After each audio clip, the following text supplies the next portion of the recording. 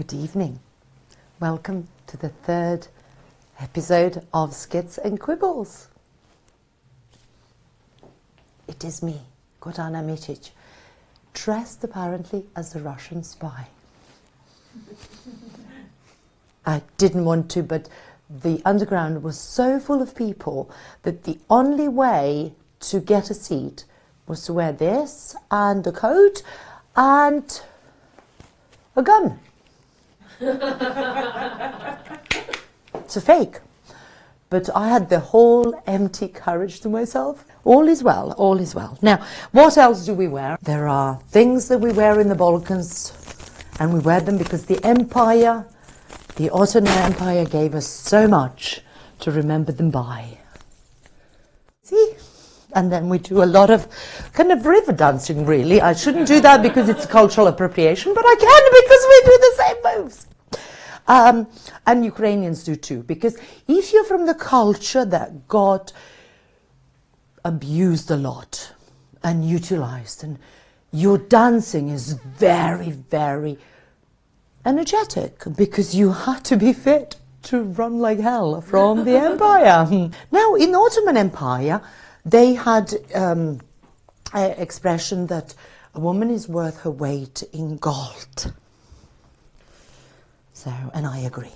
This is not gold. So, are we ready to welcome our first guest tonight? It's just me! Woo, woo, woo, woo!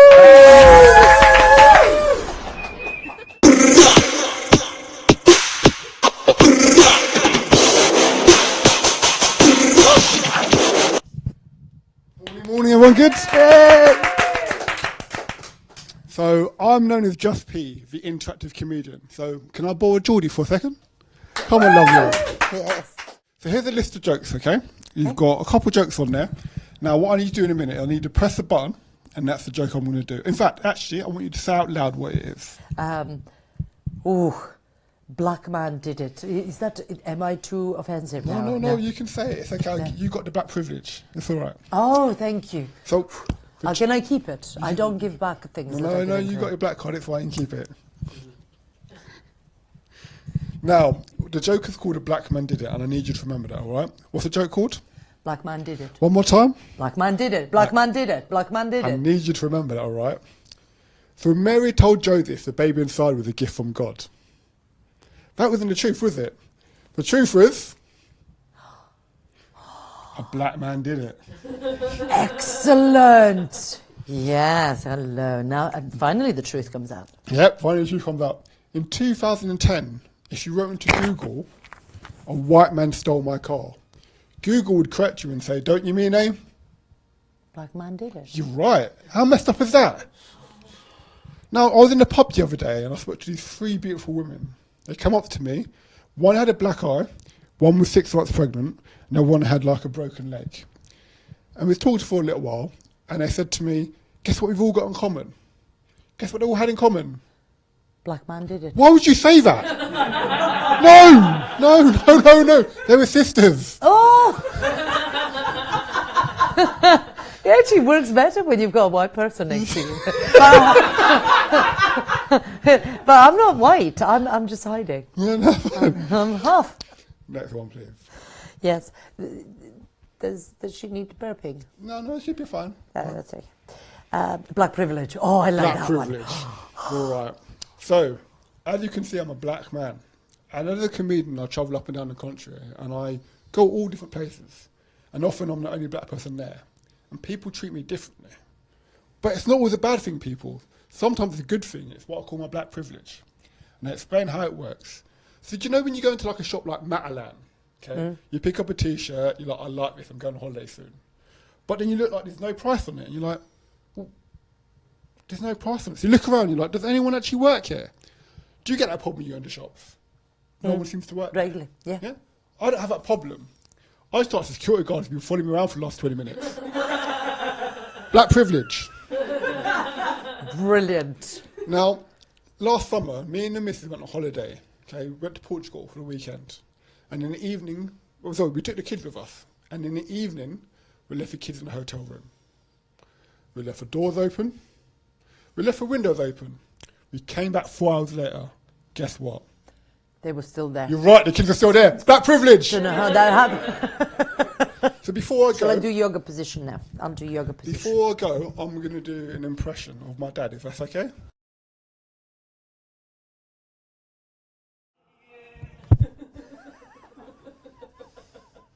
And as always, Slav women are left holding the baby. Well, you've got to be a practical woman as well. I was walking in Chelsea earlier and, you know, baby or the coat, the £2,000 worth of a coat, I reckon coat, any time beats. The woman was running after me and I'm like, no, I paid this, you know, this came out of my city girl salary. I worked not that hard to pay for it. And she goes, oh, and I thought, oh, no, she's not running after me. And she goes, yes, it is. I told you. It will look good on the short, fat woman.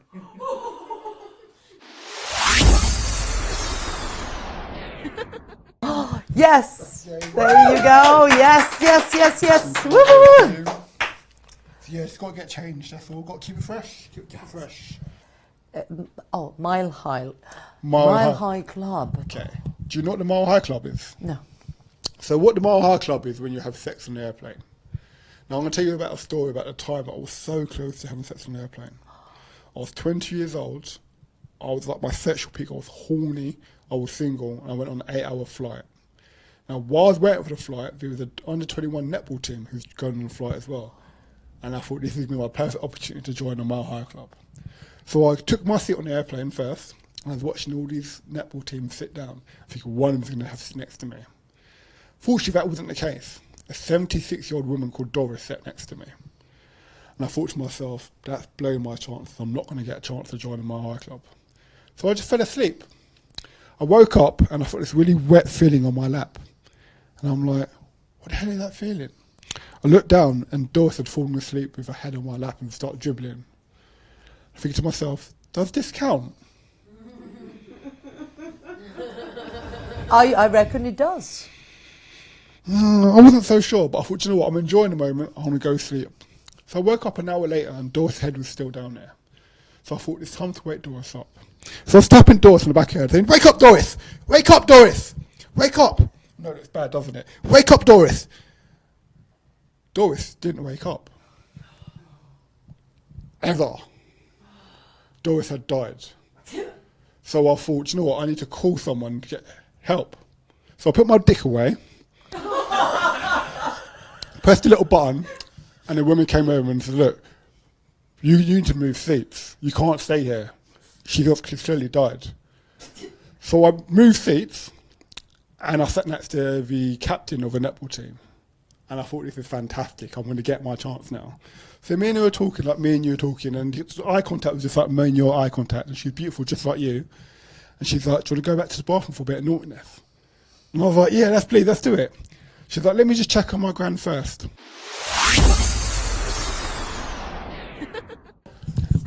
Just P.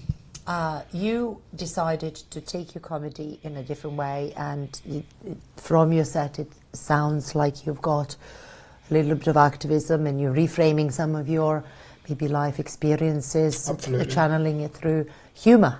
And it's so light touch and fabulously music, but also we sense a little bit of undertone of the tapestry of the dark. You've got to play with the dark. We play with the dark. We dance with the dark. Absolutely. So elaborate on that, please, for us. So, as a man who's gone through relationships which involve marriage and kids, and it's broken up and it's not ended well, life has been quite tough for me, and I've had to find ways of dealing with trauma.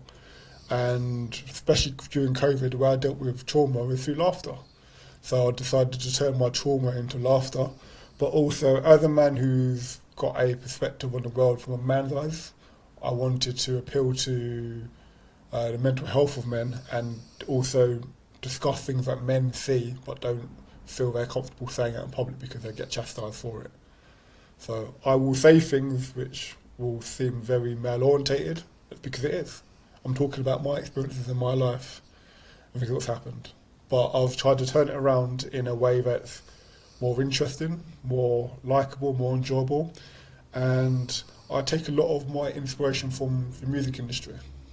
So when you go and see live music, a lot of musicians, they sing songs that you've heard many, many times before. When they get to the chorus, what do? They put the mic out to the audience for them to beat, yes. and that's what I'm doing with my comedy. Yes.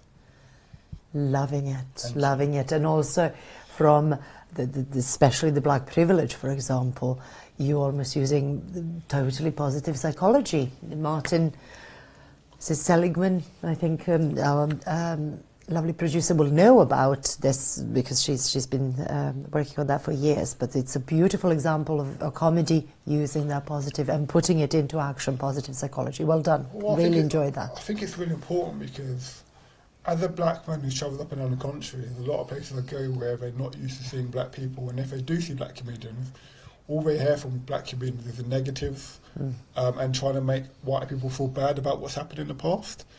I can't get away with the fact that, not talking about the fact that I'm black and a black experience, but there are positive things and there are a positive spin on what the black experience, and I wanted to show that to people as opposed to saying, oh, I'm black and the whole world's against me.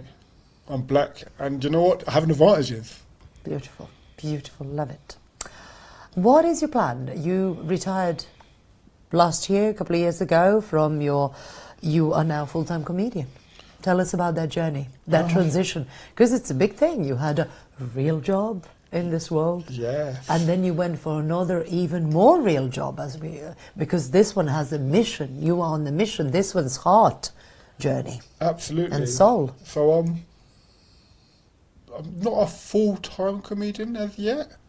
I do still have a few jobs to do just to obviously pay the bills, because comedy, unfortunately, isn't the most lucrative of business, especially at this level. Yes. But I decided about a year and a half ago when I got a redundancy package from my job to put my head in the chopping blocks and put myself out there. Bought myself a camper van. I travel up and down the country, and about 4 or 5 times a week, probably more than I actually do my normal job, I do comedy. And forget about the money, the ability to make people laugh, and forget about what's going on in life. Because if you turn the TV on nowadays, all you see is negativity and this person's killing this person, or this state's killing this person, or possession and the money. I just want to give people an opportunity to laugh and forget about it for a moment. Because laughter for me is the best drug. It doesn't cost much. And you know what?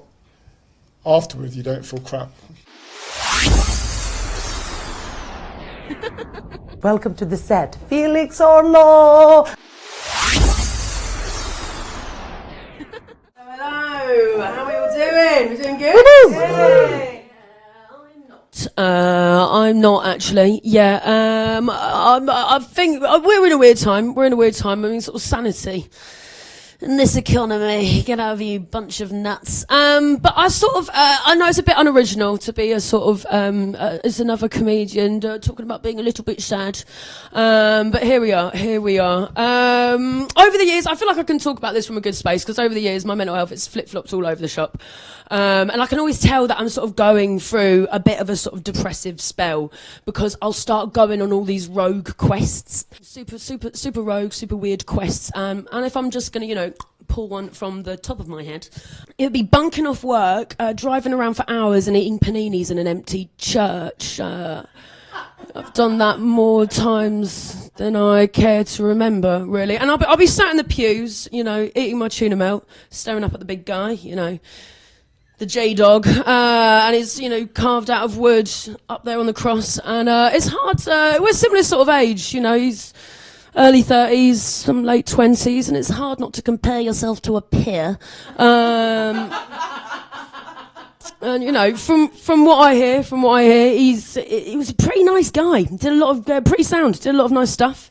Could probably fill a book with all the nice things he did. Also, clearly did crunches. Do you know what I mean? My man is shredded.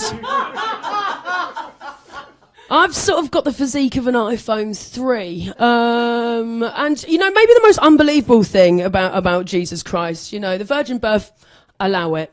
Turning water into wine, that's fine with me. But the most unbelievable is the fact that he had 12 friends that regularly managed to schedule in dinner dates. Despite being in their 30s.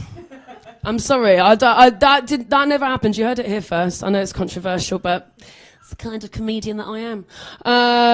But you know, I do have friends. I love my friends. I don't have 12. I love my friends. I love my family. They've gotten me through a hell of a lot of stuff. And you shouldn't have favourites, but I do. My favourite is my little nephew Billy, and Billy's a weird kid. I know Billy's a weird kid because friends of our family describe him as having an old soul.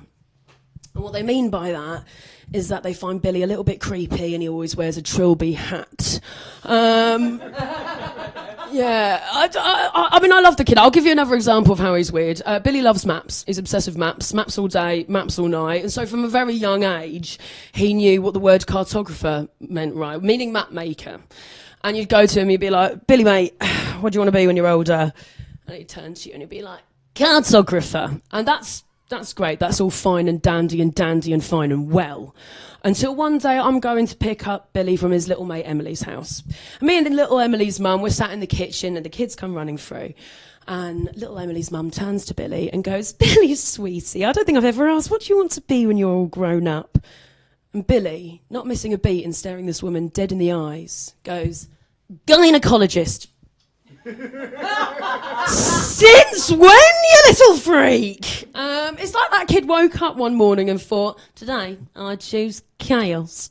But yeah, I love him. He's a very sweet, very sweet, very weird kid. Close in second is my mum. I do love my mum. She's this very, very short, very middle class woman. She's a real peach. She likes stuff like labradoodles and cold water swimming and willfully forgetting that I'm on antidepressants. Yeah, it's this fun little dance that we do, and it'll go something like this. She'll come across my medication and she'll hold it up like a poo bag and be like, Felix, what's this? And I'll be like, Mum, we've done this 1,000 times, right? So I'll be like, I'm fine, you're fine, we're all fine, it's just some tablets that help me get through the end of the day, okay? And then she'll come on with something quite melodramatic, like, I knew I should have taken you cold water swimming more often. Or other really unhinged advice, like, have you tried eating cashews? Cashews, lady. No, I haven't, because it turns out Prozac is really good. What, chef's kiss. But I'm being a bit unfair on my mum, because at the end of the day, she just wants me to be happy. She wants me to be settled, because I am single. Not only am I single, I'm pansexual and single. Do you know how many genders have got to reject you for that to really start to sting? For those of you who don't know what pansexuality is, it's basically bisexuality for attention seekers. But yeah, basically, I'm attracted to everyone with a consciousness. You know, men, women, non-binary people. Honestly, once a really sexy dolphin. Some advanced colonies of mould. But yeah, I kind of seem to have left all that queer stuff to the side at the moment. I'm currently dating 3 men, which is that good for mental health? Seems unlikely, doesn't it? And I'm only mentioning that in the story because it is kind of legendary. And I'm dating these 3 guys. One of them's from my neck of the woods, Garden of England, Kent. If that garden was a car park full of people that look like Doc Cotton. The other two, they're not English. One of them's from Derry. He's got this lovely lyrical accent. And the other guy's from Aberdeen. And I love it when Scottish people make ooh sounds. You know, like hot air balloon. Oh. Yeah. Or in my case, oi Felix, you look like Helena Bonham Carter in the back of a spoon. You know, just like really cute stuff like that. But you know, it's the 21st century. You shouldn't feel ashamed for shagging 3 people at the same time. You know, brown hair don't care, baby. Let's leave shame in the past. But you should be ashamed if you're a comedian. And only last week you realised that you are indeed shagging an Englishman, an Irishman and a Scotsman. I've got... Where do you work? Where was your... So I work part-time in a bookshop in Waterstones. Yes, indeed. Yes, I'm a bookseller. Oh, lovely. She's fancy. So what I would like to we got encourage here? your creativity now, young girl, and well, share with you some of the reading material that I am going to be doing over the next... This will take me about 3 days. Oh, less than that. Easy. That's a lunch break for me. So I was going to give you the book, and you tell me where you would keep it in a comedy Waterstones. In a comedy Waterstones? In a comedy Waterstones. Okay. So let's do a bit of improv. Let's have a look. What have we got? Yes. Thinking with a dancing brain. That's easy, Rizzler. Done. We're using it as rollies. Yeah. Absolutely. Totally Smoking support. that. It's great for the brain. Bog roll. Yeah. Tennis player. Fuck him. Bog roll. Novak Djokovic, serve for the win. Okay. Yeah. Nikola Tesla. How to increase human energy. Now that is interesting because at the Comedy Waterstones we do have a creche for people. So because I like to browse books and not have kids knocking around. And this book is really popular with the under twos, mainly as for something to chew on. They enjoy that a lot. That's it. Lovely. Then we have... We have Trilogy by the lady, we don't know, she's super smart, but I mean, you know, the books just keep coming out. Tang, very, very smart. Yes. So, where would you... What do I do? Yeah. What I like to do with she's our those- boss, so just like, you know, kind of... I'm fully aware. What I like to do with these, if I may. Yes. What I like to do, because they do come in a trilogy, and Yes. what we do is we get them together, and we sellotape them, and then if you want to be 2 inches higher... we sort of just stick them to the bottom of our shoes. Yeah. Amazing! Yeah. Audrey's well aware. And it also, she's well aware. Is she in on this well new aware. product? Is she in? Mindfulness, yeah. Mindfulness, she is totally mindful. Yeah. Yes. And also doubles as a stepladder. Yeah, very short one, yeah. Yes. Especially, I'm kind of scared to throw it on the ground. I will put it here because, you know, especially if it doubles with this one. You see, I use this one to learn new French words. It's achète. And what I do every day, I read dictionary. That's how normal I am. Right, okay. So I open it and I go, and interestingly enough, in your case, it comes on the symbolism of religions. It came on the cross. Look. I didn't even know this is such a serendipity. And then I write for 2 hours on that subject. Mostly to throw it away. Yeah. Or 2 hours only. But where would you place this book? The French dictionary, I'd probably put that 9 to 12. Yeah.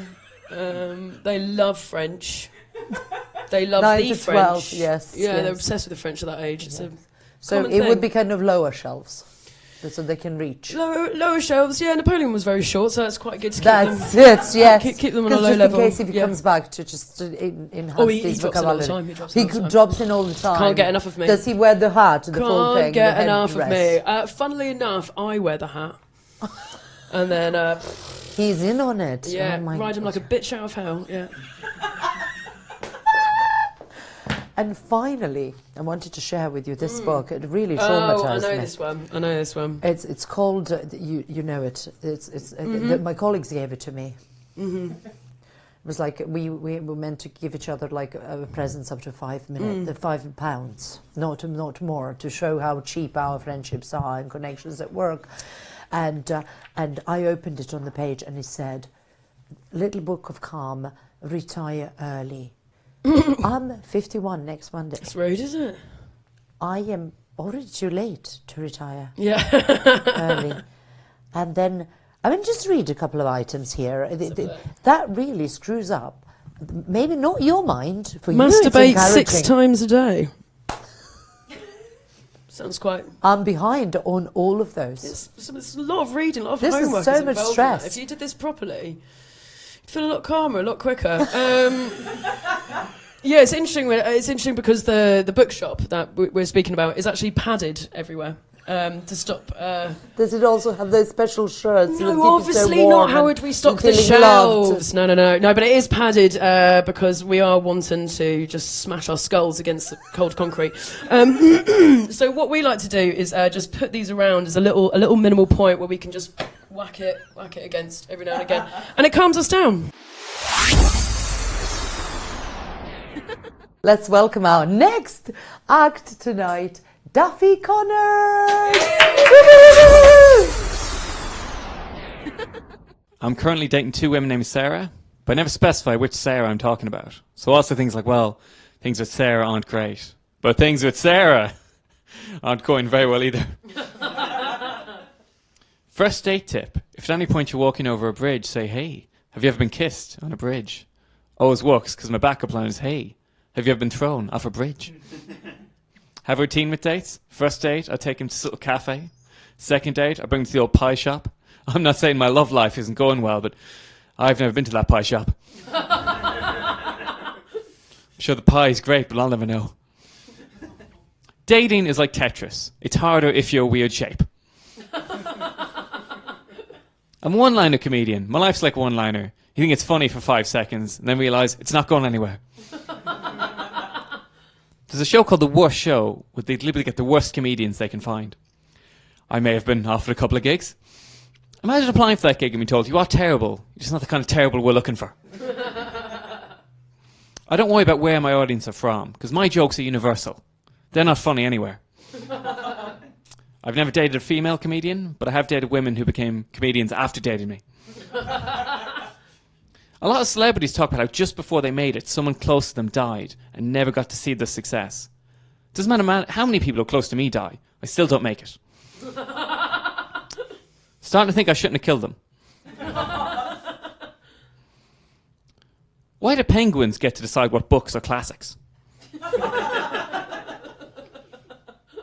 People think I'm stupid, but I'm not. I'm hard to read, like a book. I'm writing a romance novel. It's called Please. I have a podcast, but it's just me crying on my ex's voicemail. I enjoy tennis, because it's the closest thing I'll get to love. How come it's legal to go to a life drawing class, but I get arrested if I'm in the bushes doing a little doodle? I was walking into a pub, and they had a sign that said, guide dogs only. Those are the last dogs who should be getting drunk. If you're buying a drink and your contactless doesn't work, sometimes they'll hand you the card reader. That's how I got a free pint and a free card reader. I don't drink wine, but I keep a bottle at home in case I bring a lady back. It's been so long since that's happened, the wine has doubled in value. I'm a social drinker. I'm social every night of the week. Sometimes I wake up still social from the night before. I look down and realise while I was asleep, I socialised all over myself. If I was rich, I'd order 12 Wetherspoons meals a day. I wouldn't eat them, but I'd be able to say, I'm not an alcoholic. The drink comes with the meal. I'm not consistent in my choices. I make decisions the way I drink, on a case-by-case basis. I'm an Alcoholics Anonymous? Well, I was, until I said that. Me and this woman are friends with benefits, except we're not friends. But she is on benefits. I bought a pair of work boots. I don't have a job, but I wear them at the unemployment office, so it looks like I'm trying. I don't have a stable income, but I do have an income that means I have to live in a stable. I'm in between jobs, I hope.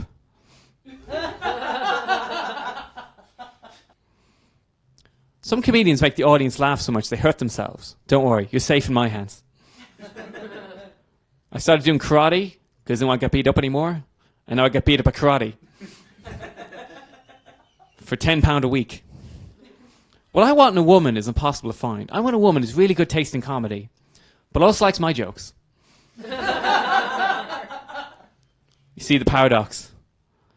I think people put too much effort into chat-up lines. I just say the first thing that comes into my head. I was in Lidl buying bin bags. There's this cute woman in the till. So I said, hey, do you come with the bin bags? So I'm banned from Lidl. You meet a lot of stupid people through dating. I was talking to a woman who said she likes to read Tolstoy. I said, it's pronounced Toy Story.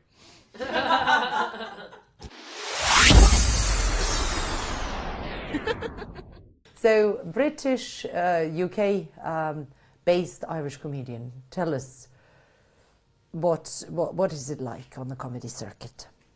You're highly in demand on St. Patrick's Day. Suddenly we're very funny on that particular day. St. Patrick and lots of green, yes, like Ireland, Irish. What is it with green colour of Ireland? It's the colour of republicanism, I believe. Right, okay. I've been told to strictly stay away from things I don't know, so I will sway you somewhere else. Now, you are the king of one-liners, one-liner comedian, amazing, and you won the Rose Battle this year. Well, I won the most battles in the world this year. Winner, winner, chicken dinner. Yes, I'm just very available on Friday nights. Yeah, I won 15, so... So, do we go into some kind of record book? I mean, why aren't we working on that? Well, they only started keeping records this year, luckily for me, so... But you won it fair and square. I won a lot of battles, fair and square. Yes. So, let's test your skills on me. So, let's do little... I just want to see how quickly you can actually make up the jokes about things. So, take me as a subject, because we might do a roast battle one day. I'll wipe the floor with you. Yeah. I'll throw you first and kick you, because I know that you're bad at karate, and then I'll wipe the floor with you. It's fine. Say something embarrassing about me. Yes, I get recognized as a cougar a lot. So that's my label. So, go. Gordana is a cougar, so I won't be the only man she's destroying tonight. Oh, that's brilliant. That's actually, I see that as a compliment. Oh, I see what you did there. In one liner, he actually covered roast battle and reverse roast battle / compliments battle. Well, I'm lazy, so 2 jobs in one. So if you're lazy, principle of minimum work applies. Go and train with Mr. Duffy Connors. So, since we started running Groovie Comedy, and you're part of Groovie Bunch, which is, you've been promoted to more important gigs because you've been gigging so much. We actually thought that he'd moved into the venue. We were looking for his sleeping bag and stuff. So we set it up so the hosts get more gigs. They get to host, they can do the sets whenever. So that's the benefit of being a host at the Groovie Comedy. I've run the Biver table. I've kept data for 3 years since we've opened up. Even during lockdown we've run. Duffy Connors not only came in top 3, but he actually beat every Groovie Comedy host, including me, and it's my club. So it's 1% talent, 99% hard work. Thank you so much. Thank Our you. second winner. So, okay. Right. And we have our headliner for today. I'm actually pretty scared about this. So, you know in Paso Doble when you go, you know, you are matador, you know, shaking this. Bull does not see color red, bull sees the movement. And then they do the thing to really avoid being stung. So that's what I'm doing right now when I'm bringing Dan on. And also product placement. Please welcome to the set. Hopefully very calm. Dan the man, Dan Morris! They say on your first day in prison, you should beat a man with a chair to earn respect. And that's why my dad lost his new job as a prison guard. And I know what some of you out there are thinking. And no, I'm not that prick from 2.5 Men. I actually told that joke at a gig a week ago, and it got a very big laugh. Much bigger than in here. And at the break, an American came up to me and went, "Do you know? You do look like that guy from 2.5 Men." It's like, yes, I know. That's why I said that. If I'd have come out on stage and said, "I know what you're thinking, no, I'm not that prick from the Fresh Prince of Bel-Air," there would have been a lot of confusion in the room. So I've had an eventful day. I went to a support group this morning for victims of stalking. Nobody saw me. Well, on the way there, I'm walking down the road and a guy came up with a charity tin and said, "Hello, I'm collecting for child abuse." I'm not paying for that. I got a bit further and a woman came running up with a Bible and started screaming at me. "There's a demon in you! There's a demon in you!" So I looked her dead in the eye and said, "Don't tell him."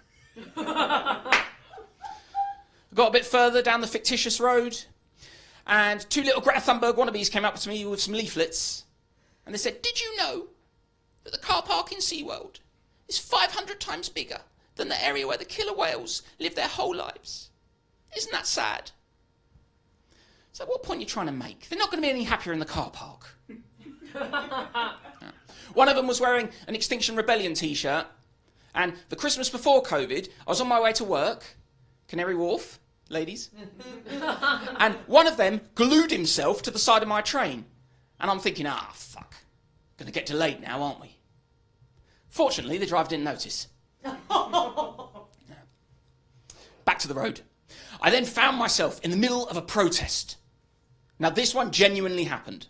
Leicester Square, International Women's Day, and a lady with a megaphone screamed out, "We demand that women stop being murdered in their homes, on the streets, and in their places of employment." And that leaves a lot of wiggle room, doesn't it? What about the woods? Really did not respond well to constructive criticism. And I like women. I met Angelina Jolie a couple of weeks ago. Whoa. That's all she said. Yeah. Dating during a pandemic was weird. One woman on her profile, she said, "I'm fully vaxxed, waxed and relaxed." Guess it's better than being scary, hairy and infectionary. And people give you weird advice when you're dating. Treat 'em mean, keep 'em keen. It's not good advice, just because it rhymes. Follow her all day. Watch out for pepper spray. Best relationship advice I ever got was from my granddad. He said to me, "Dan, do not marry a beautiful woman, because she will always have options. And if she leaves you, divorce, lose 50% of your property." Or as he put it, "Find someone rough and keep half your stuff." But there is a lot of talk in my block of flats at the moment about whether we should allow the children in the building to play football in the car park. And I can see both sides of the argument. I mean, I don't want my car hit by a football. But on the other hand, I think it'd be quite nice to see some of the children from the building get run over. So a lot of people think Harrow's a posh area. It's really not. My local pub is full of right dodgy geezers. The sort of men who could be in an advert for pepper spray. The sort of men who dress all year round in what I assume is the English Defence League summer collection. Last time I went in, one of them was trying to chat up the barmaid, and he said to her, "I'm going to treat you like a princess." And I'm standing there thinking, oh my God, he's going to kill her in a tunnel. Okay, if you didn't like that one, I will give you the millennial version of that joke. "I'm going to treat you like a princess." And I'm standing there thinking, oh my God, he's going to question how dark her kids are going to be. So I like American football, NFL. They were the first ones in the lockdown, couldn't let the fans in the stadium, so they put out cardboard cutouts and you could upload a picture and they print it on it. And for the first week, it was actually quite nice. Lots of smiling, happy American families. And then the English found out about it. Week 2 is a sea of Fred Wests, Gary Glitters and Prince Andrews. And I swear in the corner there was a little Madeleine McCann one. There is something genuinely wrong with the British sense of humour. We do find pedos funny. Every celebrity from my childhood that's turned out to be a wrong 'un, I've learned about in a meme. I guarantee you tomorrow, if, hypothetically, Jamie Oliver turned out to be a bit of a nonce, within 5 minutes I would get a WhatsApp message, "So that's why he was so obsessed with school dinners. Didn't like 'em chubby." I'm still waiting for Timmy Mallet to get cancelled. Wrote a song about terrorising a girl in a polka dot bikini. She was afraid to come out of the water. Yeah, I bet she was, Tim. There was an 80s British TV presenter on the beach. Stay in the water. Although that was terrible advice at Michael Barrymore's. I tell you who the best celebrity that could turn out to be a pedo would be, for comedy reasons. Arnold Schwarzenegger. Oh, if Arnie turned out to be our gigantic wrong-un, the fun we would have. "Who is your daddy and what time is he home? I need your clothes, your boots and your little tricycle." I mean, he was in a movie called Predator. You've just got to Photoshop in Prince Andrew. And it's not our fault, I don't think. The British, our leaders are perverts. A Tory MP got caught watching porn in the Commons. Can you imagine the type of porn that a Tory MP is into? No. I bet the narrative for most of it involves a food bank. And they don't like MILFs. Sorry, Gordy. They like Smilfba. Single mother. I'd love to fuck her benefits. And it's not just the men. Priti Patel, you want to turn her on? You've got to show her pictures of a chain link fence and play the national anthem of Rwanda. I've also heard she's really into rubber. Dinghies, sinking. This is so much better than a Zoom gig. I don't know if any of the comedians in the room tried to entertain people locked in their own homes for months on end. It was more like an anger management workshop. I saw one that came on and he went, knock, knock. And someone shouted back out of the Zoom, F off, we're not opening the door. He followed up with, an Englishman, Irishman and a Scotsman walked into a pub. And another voice shouted back, well, let's live in the same household. They fucking didn't, did they? And I get it. I lost it in the second lockdown. Everyone remember the second one? Oh, yeah. Yeah. So you could meet both your parents in the park, but you all had to carry a Scotch egg. It's fucking weird down the park. You know those weirdos that hang around near the kiddies' play area? They were still there, but standing much further back. Who'd have thought we'd live to see socially distanced noncing? But yeah, the second lockdown, random things just kept setting me off. One day, I was watching a medical show, real life thing, and I like those. And it's about a woman, she gets thrown off a horse, lands very badly, then gets trampled on by 2 other horses. Almost died. I was fine with all of that. But then at the end of the show, the narrator came on and said, after 13 operations and 24 months of rehab, Sally got back on a horse. Like it's a good idea. I found myself screaming at the TV, sake, Sally, learn from your mistakes. Horses obviously don't like you and you're apparently shit at healing.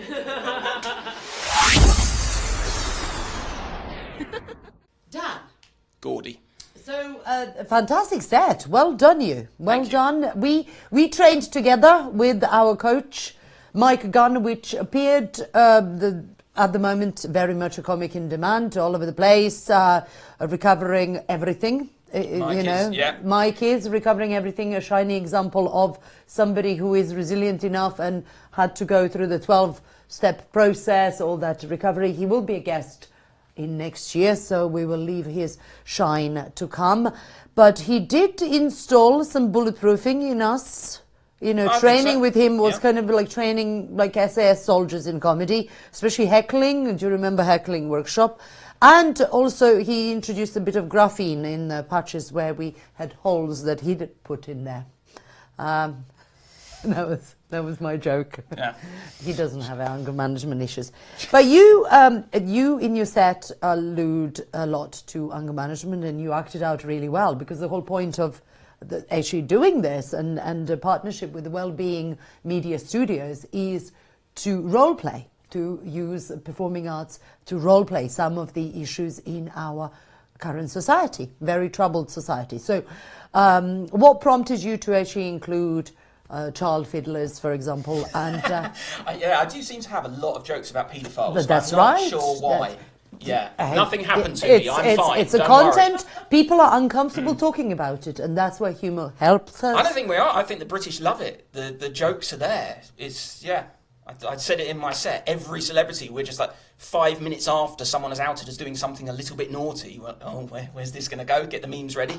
Yes. So where did you get ideas to include those? Anger management, for example. I mean, quite a big thing in mental health and psychology. And I think a lot of my favourite comedians are angry, grumpy people. Jack D, Rich Hall, people like that. My other favourite comedians are people that tend to terrify the front row. So Terry Alderton, Phil Nichols, they will pick somebody in the front row and embarrass the hell out of them. And that's, to the rest of the room, is hilarious. And I kind of went, okay, let's pick the biggest bloke in the front row. When I first started comedy, pick the biggest bloke in the front row and scream at him very aggressively, but saying nice things. And it got such a good reaction that it became almost my whole set. And I've calmed down a little bit, I think, since then. But good try. No. No. Yeah. Yeah. I see right through you. No, but you know, it's good to be, perhaps you haven't demonstrated it in your behaviours. But now, in terms of a personal journey through comedy, just talk us through that. How did you decide? Because you have also a job outside of comedy. Yes, You have I do not get paid to scream and shout at people, which is such a something shame. I'm working on. No, I like most comedians. I had a divorce. Was a little bit heartbroken, and a very good friend of mine is a professional comic and pushed me into doing a course at the Comedy Store, which is where I met you, and that was my first ever comedy experience, was doing that, and I made an amazing circle of friends and thought, this is fantastic, and then COVID happened. And then we had to do the Zoom. And then Zoom comedy, which was like SAS a horror soldier show. training. In some ways, I think it brought out a tougher breed of comedians, the people that started like that. Yes. But they do freak out in front of a live audience now because you can't turn them off mute or, and you have to wear trousers. So, rather than just stop like that. That was quite funny. Where would you like to see, I mean, if you were to imagine the success, what you see as a success, not what is seen in comedy? This is quite important to distinguish between the two. What is your picture of success? My picture's outside of comedy. No, outside of the comedy stereotype of a success. Because what is in comedy stereotype of success, and this is my own personal opinion, is being a miserable, I'm not going to use the word, and alone, die alone, but hey, make it to TV. I don't want to make it to TV. Oh, well, too late for that. Sorry about that. No, I think... Make sure he signs the form before he leaves. I'm not... I have no interest in becoming famous. Unfortunately, I don't think that's ever going to happen. But that's why you are here. That's exactly why we've selected because you. I love stand-up. And, you're okay. And...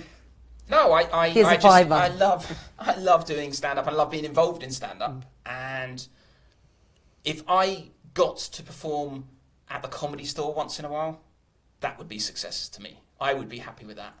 Live at the Apollo or anything like that, that would be too much. I would love to be good enough to perform at the Comedy Store. And I think that's what a lot of circuit comedians want.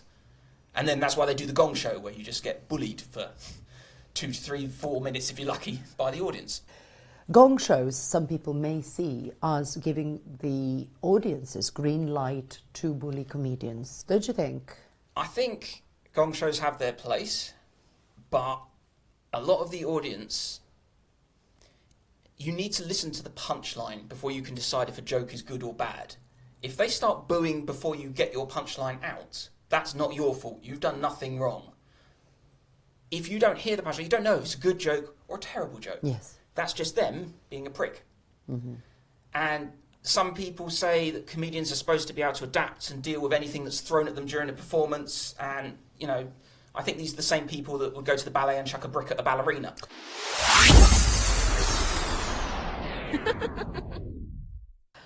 So that was it for this time. Join us next week, next month, whenever. Or go and watch the previous episodes so you can keep up with this one. And tonight you saw some of my favourites, darlings. They're all my children. I didn't birth them. They're none by your children. Just be! Yay! Felix Orlo! Yeah, go girl, go go! Duffy Connors! He walks like Mr. P. And Dan Morris, Dan the man. And I've been your host, Gordana Micic, the Balkan girl, the only one, Modesty Blaze, gone, so I had to take Balkan girl. Thank you so much. See you next time. Whew. Yes. Do we? Yes. Wait. Bye.